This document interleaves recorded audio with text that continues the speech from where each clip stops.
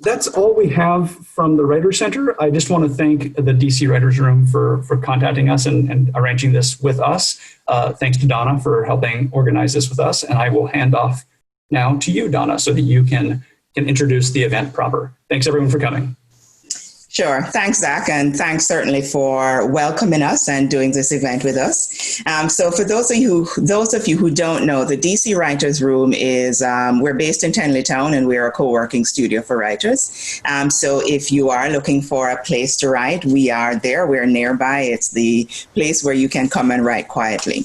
And so this evening, what you'll hear from 3 or 4 members who I'm sure have worked on their books there at the Writers Room. And they can talk about how they use the space and, how helpful it is for them and their writing. So first up, we have Lauren Francis-Sharma, who is the author of Book of the Little Axe, which just came out in May, and Till the Well Runs Dry, which came out in 2014 and was shortlisted for the William Saroyan International Prize and awarded the Honor Fiction Prize by the Black Caucus of the American Library Association. And Till the Well Runs Dry was also chosen as an Oprah Magazine Summer Reading Pick and lauded by the New York Times and several other publications. Judith Warner is our second speaker, and she is the author of And Then They Stopped Talking to Me, Making Sense of Middle School, which is the book that this conversation today is going to be centered around. And she's also written another book, a New York Times bestseller called Perfect Madness, Motherhood in the Age of Anxiety. And she also wrote a New York Times column on called Domestic Disturbances. She is currently a senior fellow at the Center for American Progress and recently completed a journalism fellowship for the Reflective Democracy Campaign. And leading the conversation is Carolyn Parkhurst, who is the author of several books, including The Dogs of Babel and Lost and Found. And she is, and also has written a children's book, Cooking with Henry and Ellie Belly. Also another member of the DC Writers Room. So Carolyn, I'll turn it over to you. All right. Thank you, Donna. I thought we would begin by talking about where each of these books came from. I'm interested in hearing what was the original kernel that made you say, I think there might be a book here, and maybe I'd like to write it. And I'll start with you, Lauren, and you can tell us a little bit about what the book is about for anyone who doesn't know, and tell us where it began for you. Sure, yeah. Can you hear me okay? I can't quite hear you. There you go, I think. Let's try this. Okay, so hi, everyone. So excited to be here. So excited to be with Carolyn and Judith. I watched Judith begin the writing of this book. So it's one of the beautiful things about being in the writer's room is actually like talking about, your projects and, getting really excited for other writers as they begin things and they work through it. So yay, Judith, I'm so excited that this book has come. I'm really excited about it. Anyway, Carolyn, yes. Oddly enough, the story, and for those of you who've heard me speak, you might have heard this before, but I was driving to pick up my kids at a local school, and I was listening to Willie Nelson on NPR's Fresh Air, and I saw this picture of this young girl who was living on a farm. And, I sort of knew that the farm was in Trinidad, which is where part of this book is set. But, I was working on another book, which I had been working on for years, and I had no room for this story. So, but the story was very insistent. So I came home and I did a little research to see whether it was possible for a free Black family to live in Trinidad in the late 1700s. The story essentially begins in 1796, which is the year before the British arrive in Trinidad to take the land over from the Spanish. And so somehow I know that this is the time period that I'm going to be writing about. And I begin to sort of do a little bit more research because I have a feeling that this young girl will grow up and move away from home. And as I began to do my research, I found a character, a real life character named Edward Rose, who was a Native American, a Crow chief, who's also Black. And I had never heard of him before. And apparently he had led many of our sort of famed explorers, Western explorers, sort of out west, moving them west. And who knew he existed? And so when I found him, I was sort of immediately surprised and very excited. And I knew then that I sort of had an anchor for my character, whose name is Rosa, who will eventually move from Trinidad to live with the Crow tribe on Bighorn Mountain in Montana. Okay, great. And Judy, do you want to say a little bit about when and how you started thinking about the subject of middle school? Sure. And I also just first want to say thank you to Zach and the Writers Center for hosting us. Thank you so much, Donna, for having the idea of bringing us all together. I've been looking forward to this. To get to share a screen with the two of you is really a thrill for me. I have to say that it is so much fun to be in the writer's room with other writers.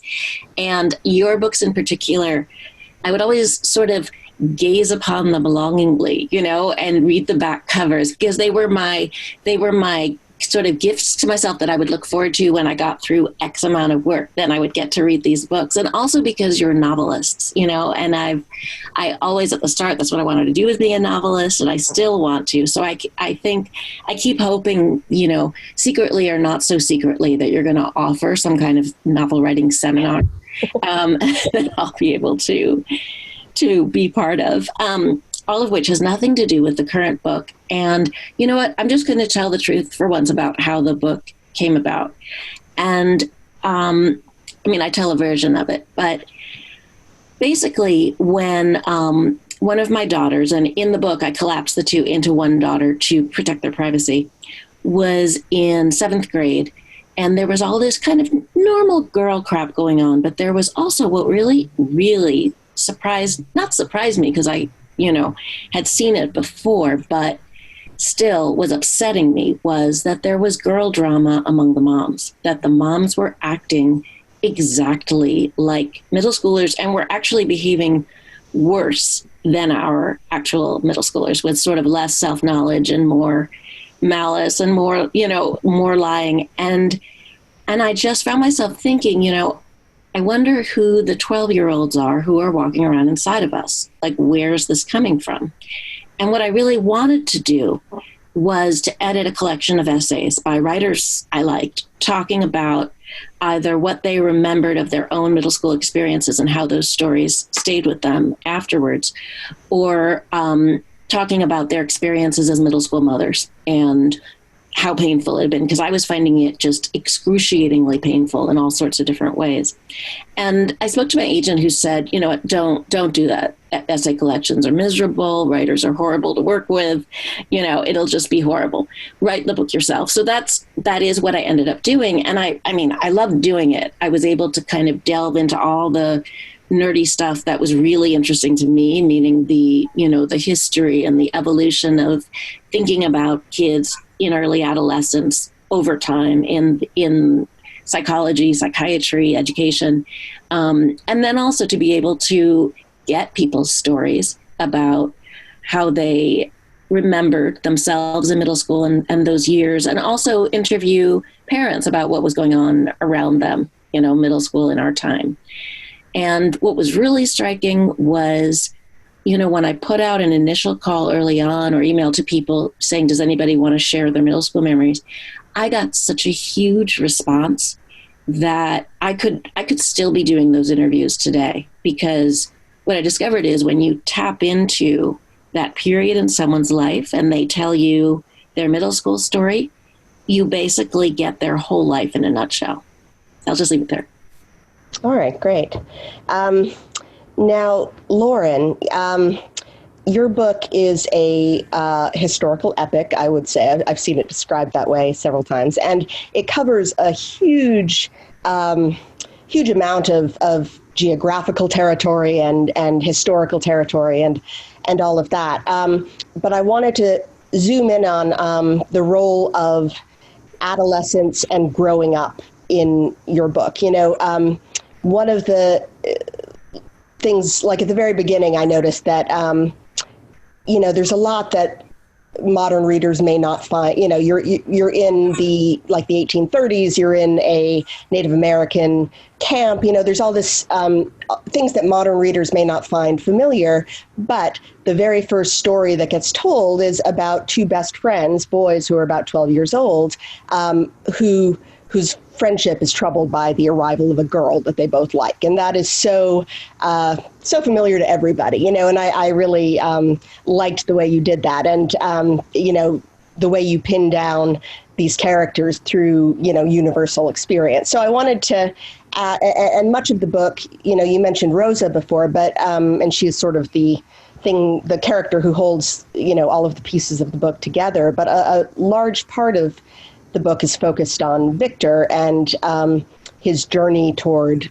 maturity, which becomes an actual journey.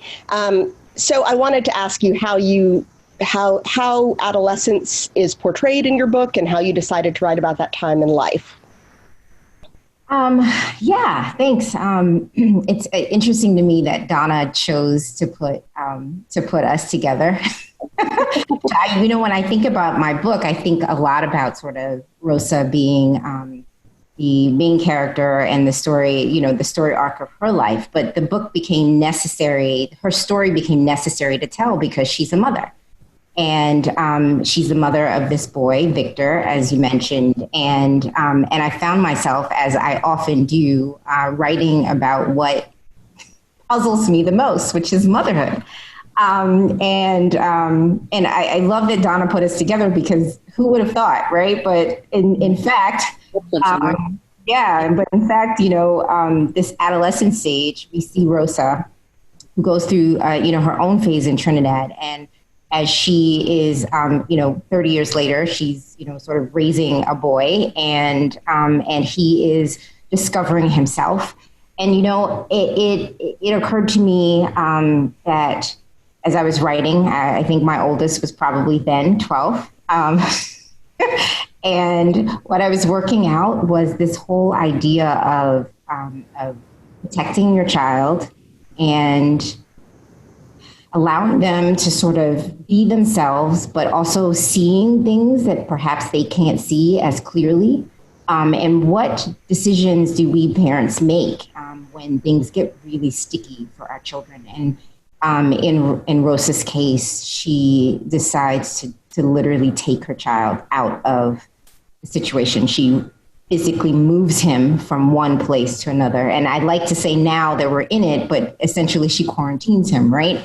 And this quarantining that she does is what she feels is necessary for him to be safe within his own self-identity, like to preserve his own self-identity, because the arrival of this girl really disrupts that. She's Victor is Black and he's living amongst these Native Americans, and this girl comes in and she's not part of the tribe and she doesn't understand sort of why his mother's there and how he looks the way that he looks. And so she begins to sort of peel him apart and unravel him a little bit. And his mother, Rosa, sees this and essentially wants to put a stop to it. But, what she doesn't realize is that he can't put a stop to growing. And he needs a lot more than just, an intervention between him and this girl and these two boys. He needs to know himself. And so there's a lot that happens on that journey between the two of them. But I'll stop there.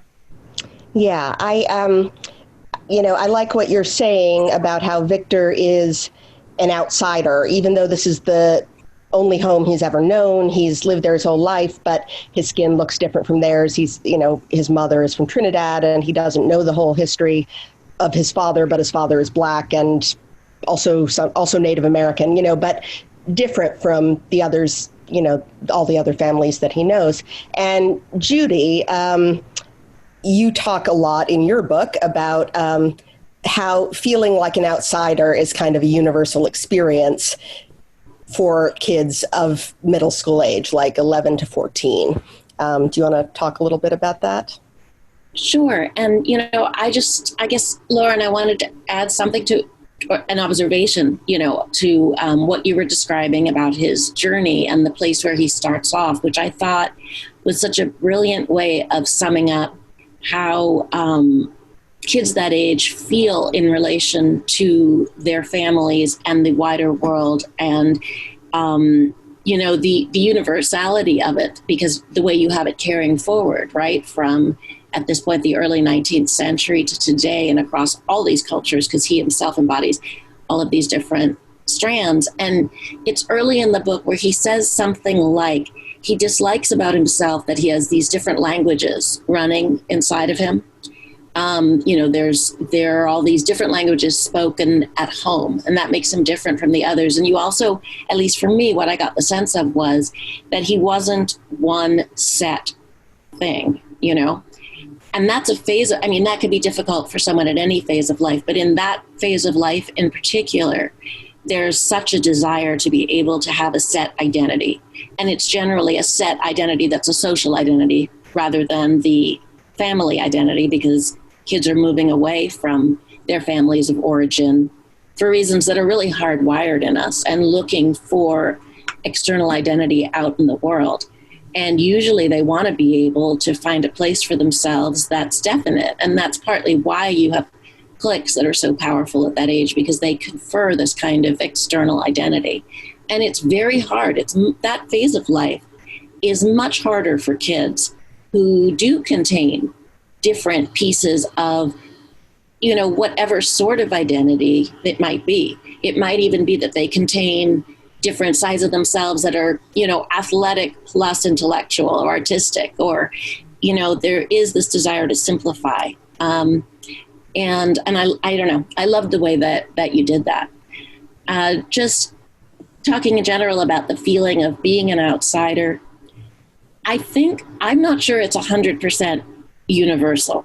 I think that there are kids who are able to fit the norm, the mainstream, the majority in the place where they are, and that helps.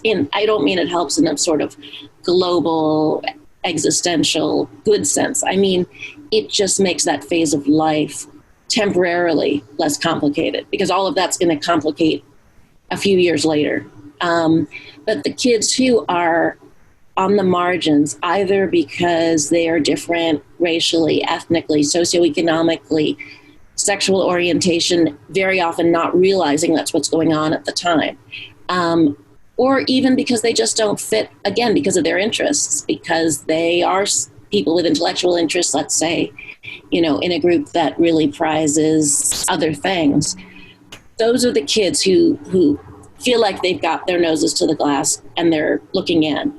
They also then tend to be the people, at least in my own life, who prove to be the most interesting friends later on. And I think I would be curious to know, actually, with writers, if there's any kind of common thread, since we do spend our lives observing, which by necessity means a certain critical distance, or just distance, how many people started feeling that way at that age.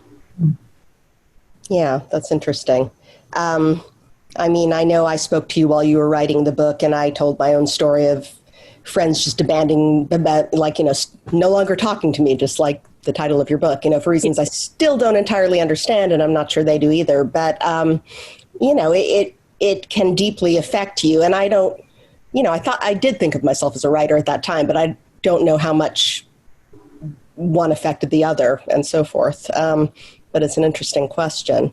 Now, like you were saying, Lauren, these are two very different books, but one thing they have in common is they're both scrupulously researched. And I'm going to go back first to you, Lauren, and ask how much research you did, how you approached it, and you're sort of creating a world, but you're also having to pin it down very, to all the realities of the historical period you're writing about. So how did you do that?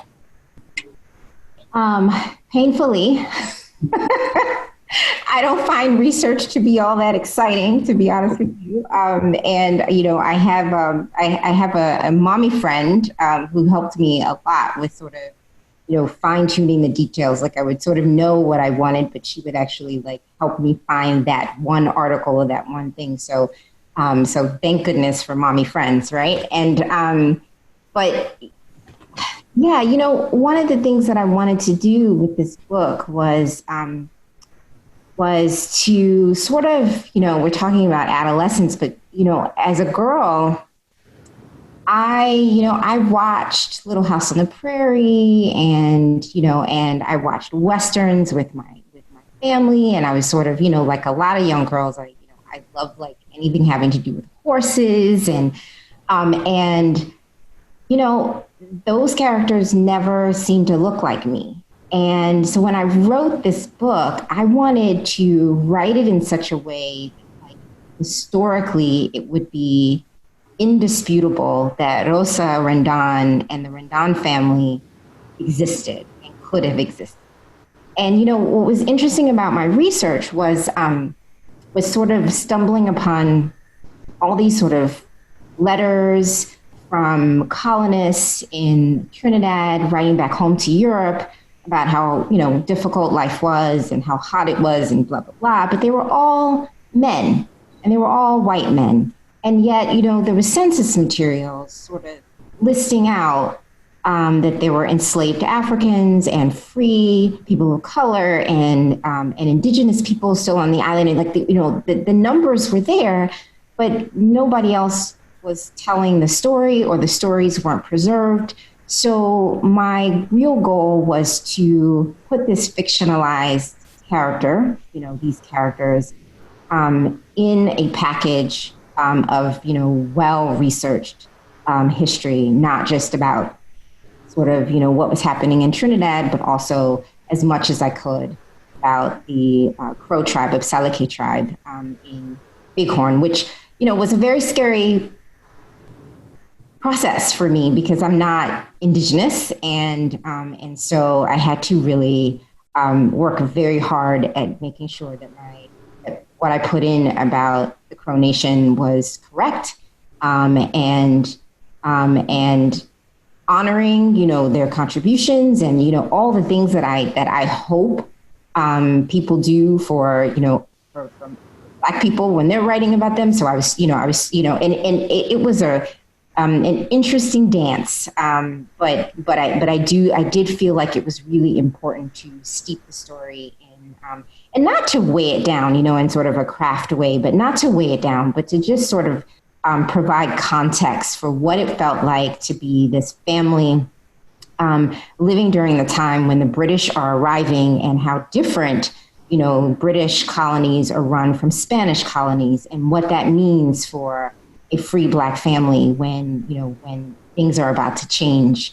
And then how history essentially follows Rosa to North America, right? Because what's happening in Trinidad, you know, happens 40 years later in, you know, in what will become the United States. So and I wanted to show sort of, you know, this sort of running away, but also not being able to run away, but so much. And so. Yeah. I also love knowing the parts of history that are not what have traditionally been recorded. You know, when I was little, I had this book called George Washington's Breakfast, which was about this kid who loves George Washington, but he wants to know like the daily details of his life, you know, and he eventually finds someone who can tell him what George Washington ate for breakfast, which turns out to be like kind of boring buckwheat cakes or something. But you know, I love all of those details that you know, researched or maybe sometimes created on your own, but made totally believable and realistic, you know, what they ate, what they wore, you know, all of those things that, you know, that no one's recording when they're just writing about the wars that happened and the, you know, the lives of white men and so forth. Judy, do you want to talk a little bit about your research? I found it really interesting how you went back to the beginning of the 20th century and before and talked about how the idea of a teenager was sort of invented and how it changed over the course of that century. And do you want to talk a little bit about that? Sure.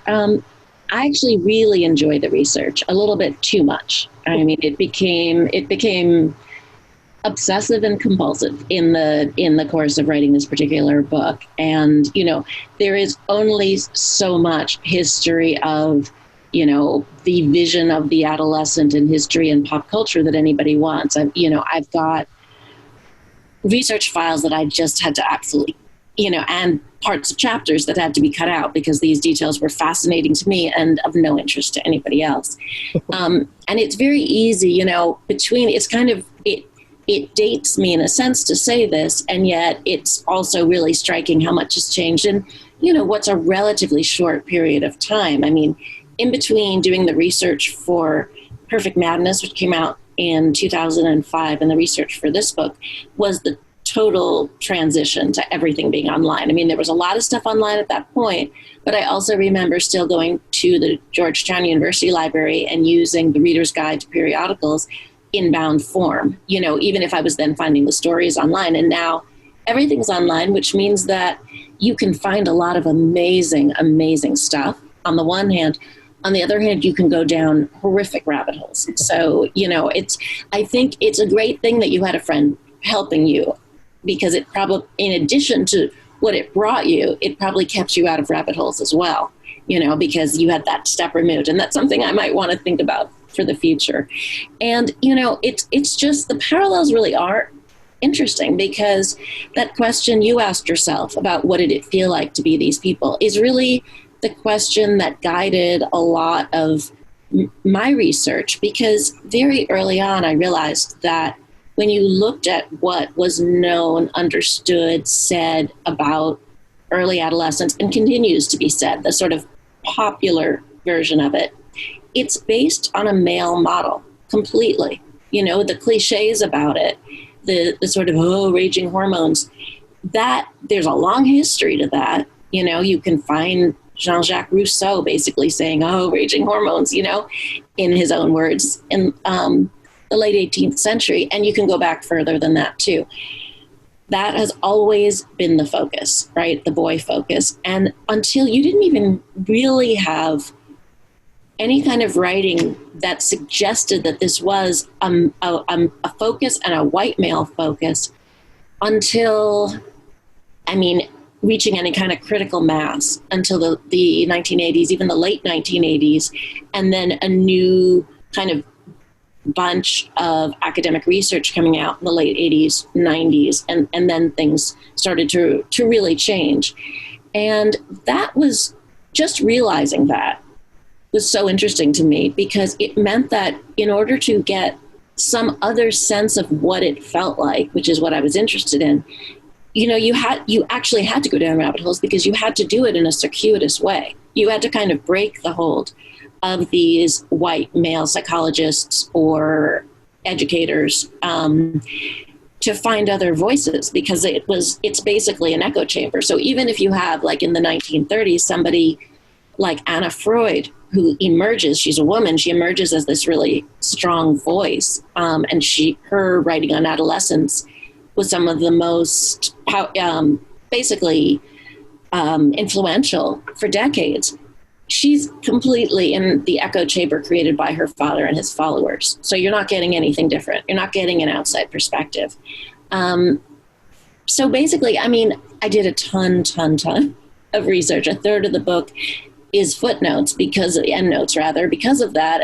And I'm glad I did it that way, even though, it's a little bit odd seeming, but it gave me the ability to give people two different reading experiences. You could have the fun and quick reading experience of just sticking with the text, or if you wanted to get obsessive, you could add on reading the endnotes and just see how there's just such a wealth of stuff, in fact, out there once you start really digging it and getting beyond the big known names.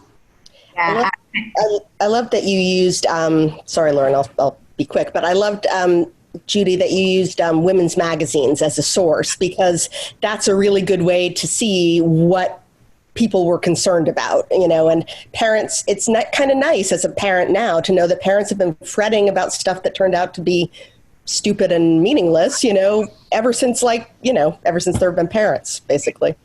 in the same words too. But you see what white upper middle class parents were fretting about. I mean, and that's, the differences in experience when you are so clear and so glaring. And, I tried to correct for that some, but I didn't do enough. That I know.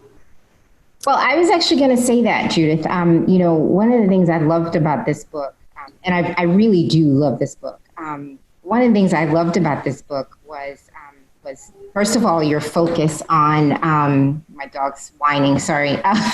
First of all, your focus on parents, right? I mean, and the role parents play, and sort of you take the historical approach, not just with the kids, but also with the parents, and showing sort of how we've changed and how we're approaching, our children's adolescence.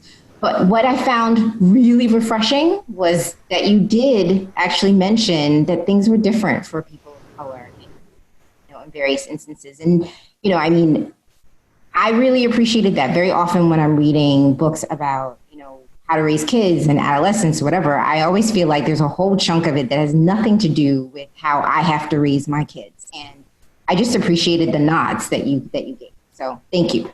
Thank you for saying that. I really appreciate it. I really, really appreciate it. And I just wish I had done more of it. I tried to amplify those voices because for the same reason, because I know that generally people don't, and present this kind of unitary narrative.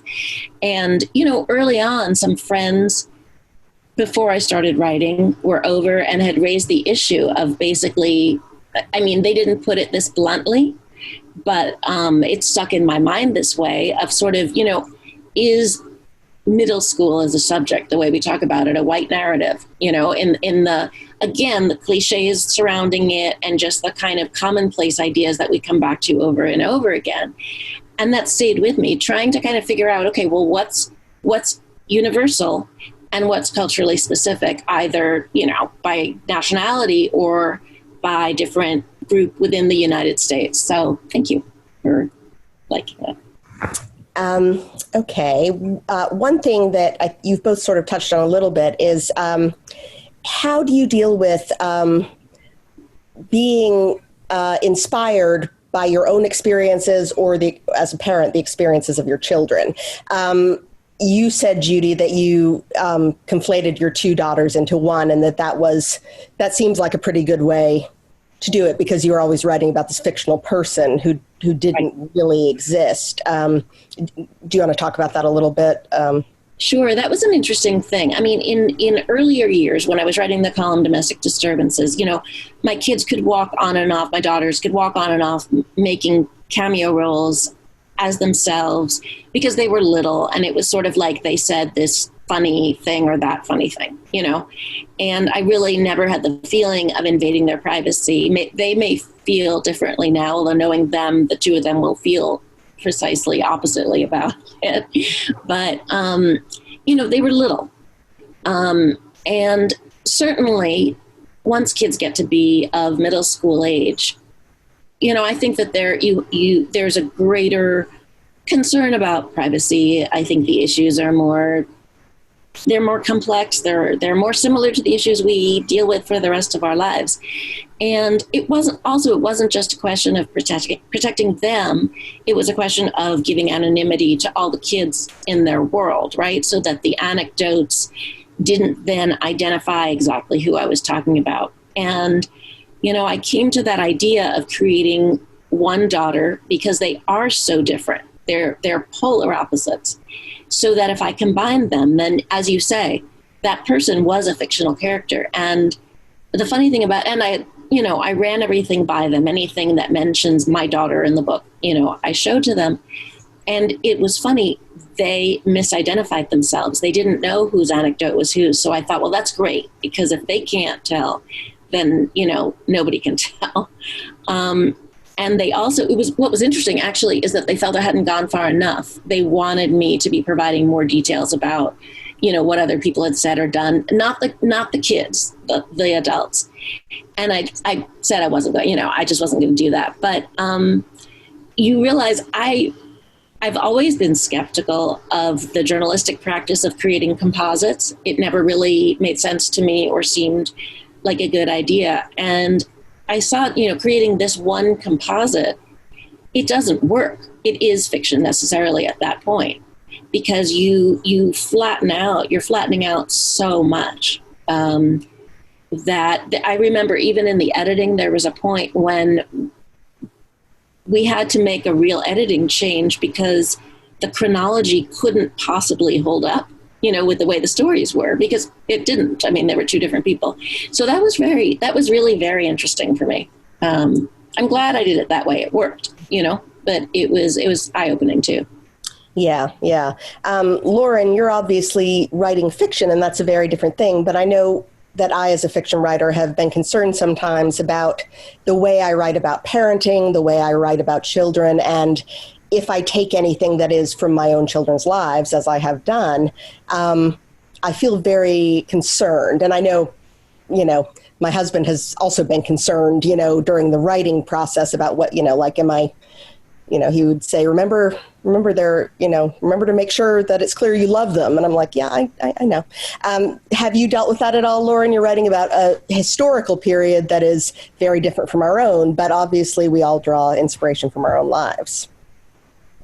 Yeah, not really in terms of drawing from my children, and largely because I am very, very nervous about, and Judith said it, but I'm very concerned about their privacy. And I don't even really post pictures of my kids online, and have never. Even though I'm sure half the world has seen them because they post themselves online, but whatever. But for this writing, for this piece, I think I was drawing. It's particularly for Rosa. I was drawing a lot from my own experiences, and maybe even the experiences of my mother.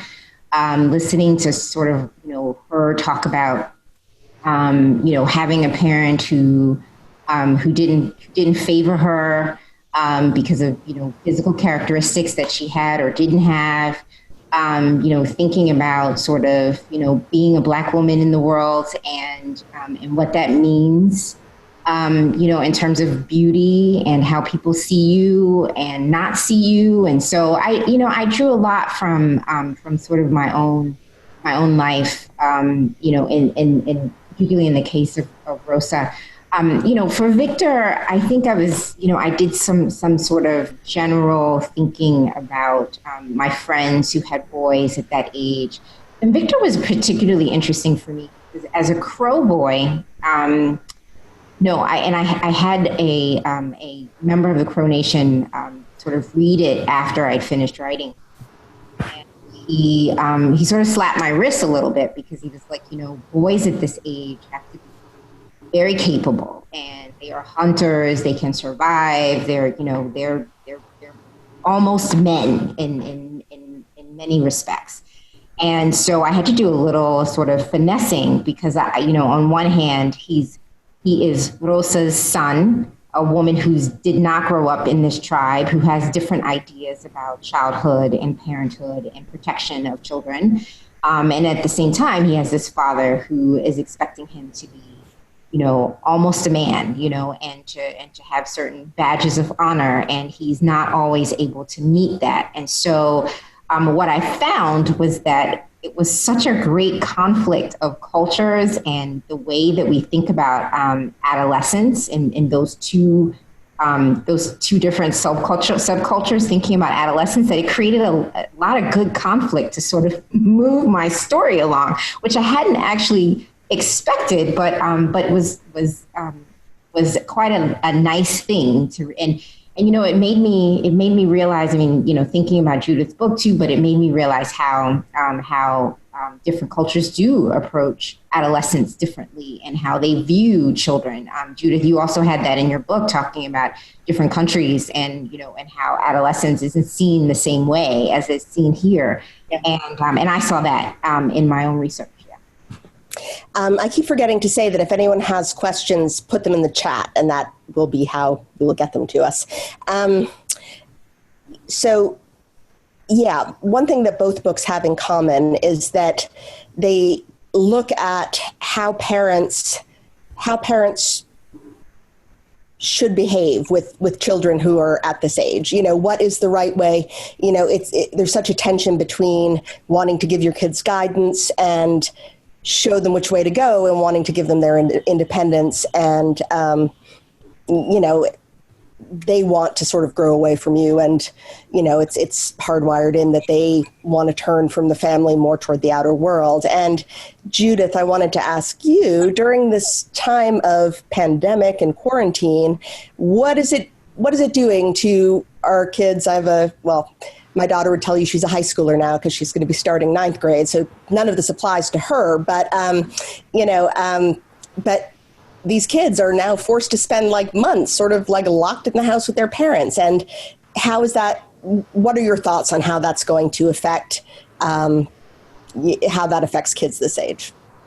I think it remains to be seen, frankly, because at least at the beginning, and I think that this has evolved for them and is still evolving for them the same way it is for us. I think all of us have gone through phases of how bad this has been, at various points, and all of us not necessarily at the same time, although I have been surprised to find that people seem to often be feeling the same way at approximately the same time. I mean, early on there were some silver linings for kids this age because they were removed from the daily social stressors of, am I going to have a place to sit in the cafeteria? Am I going to have a partner in the classroom? Just a lot of even though, of course, they could shift a lot of that online, they also just didn't have to be confronted with a lot of the things that cause them pain and anxiety over the course of those, 6-8 hours a day that they're spending in school. And parents were reporting, at least parents were reporting that this was leading to some good things, like a return to themselves, rather than the kind of groupthink of having to do what everybody is doing at that age, rediscovering, old hobbies that they enjoyed or still had enjoyed, but just weren't putting the time into, or rediscovering old friendships. It's that universal experience of, as you mentioned at the outset, and I talk about too, being dropped by friends and you don't know why, or dropping a friend and you don't really know why. And a lot of it has to do with kind of recentering yourself, in a new way, defining yourself differently. And the person who doesn't fit this new definition has to be cast off, or social climbing kind of, there are all these things going on. And that some kids were reconnecting with their elementary school friends because they were outside of the daily hierarchy, or even that geography that defines all, like who sits over here and then talks to whom, and, so that was a good thing too. As the summer went on, I think that it became more claustrophobic and stressful. And now there's so much anxiety with this school year starting up again, because everything is so unsettled and is so uncertain. And the stress of that is just toxic. I mean, we've recreated nationwide a condition of toxic stress that normally exists in families that, for whatever reason, are dealing with a lot of daily chaos and uncertainty and sort of grinding long-term anxiety. So that's going to have an effect. But again, I think it remains to be seen exactly what it is. There's a psychologist whose work I always quote because I like it so much, Sunia Luther, who had done some surveys of kids this age and high schoolers a year ago and then redid them in June, and found that on measures of depression and anxiety, all but I think 6th graders were doing better than they had been doing a year earlier. And she really attributed that to the fact that they were getting a break from the social stuff, and also that they were getting a break from some of the pressures of their days, their overpacked days and the academic pressure. She was looking at, it wasn't super narrow, but it was the top schools that were sort of in the top third of achievement scores nationwide.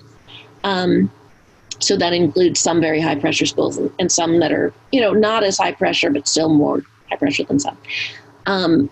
So it remains to be seen, but the message from her research is the same message that I try to get across in the book, and that is just reinforced over and over again, that what really determines how kids experience times like this, or any times really, but especially times of stress and difficulty, are how their parents are doing. You know, it's not a question of like, everyone wrings their hands over like screen time, you know, or physical activity. I mean, physical activity is important for mental health, but if the parents are doing basically okay, like taking care of themselves decently well, again, not having to be in a good mood all the time, because you can't be, that's unrealistic, but at least doing what's necessary to basically take care of themselves and keep themselves in the best kind of emotional and physical shape possible, then the kids will do better, because the important adults in their lives, whether it's parents, school adults, are the ones who are setting the tone for the kids, and also who the kids are looking to basically to serve as weather vanes for, you know, how the wind is blowing. Is it a disaster? Is it terrible? Or is it going to be okay? Sorry to be so long-winded. No. That was very good answer. We all need to hear that. Yeah. I think that, you know, there have been a lot of like unexpected small silver linings to this time period, you know, more family time and, you know, all that. But I found, particularly with my middle school age daughter and with other people who have kids the same age, it's not a time when you want to distinguish yourself by reaching out socially. And so even though we have all these ways to keep in touch, it hasn't always been like, she doesn't want to be the one to send the first text, for example, you know, and I've like, you know, things like that. It's all of that is still there in place in her mind. You know, she got an email from a teacher she didn't understand about something regarding the school year. And I said, well, just, okay, answer and say, I don't know what that means. And she said, no, I don't want to, you know, she didn't want to email the teacher, even though things like that are so, you know, kids remain kids, I guess is what I'm saying, no matter what is going on around them. We're getting toward the end of our time. It doesn't look like there are any questions from anyone so far. Lauren, another sort of perfect teenage moment that I loved in your book is when Rosa has a suitor she doesn't want and she sabotages the lunch. And that was just a great moment for the character and for her family. Do you want to talk a little bit about that, or about the difference between the parenting that Rosa experiences in her own family and then how it affects her own parenting later on? Something like that. Yeah, two very. Okay, go. Just go. Yes. I'll be quick. Yeah, you know, maybe I did think about my own child when I wrote that scene, because that is exactly what my child would have done. But yeah, so Rosa is being.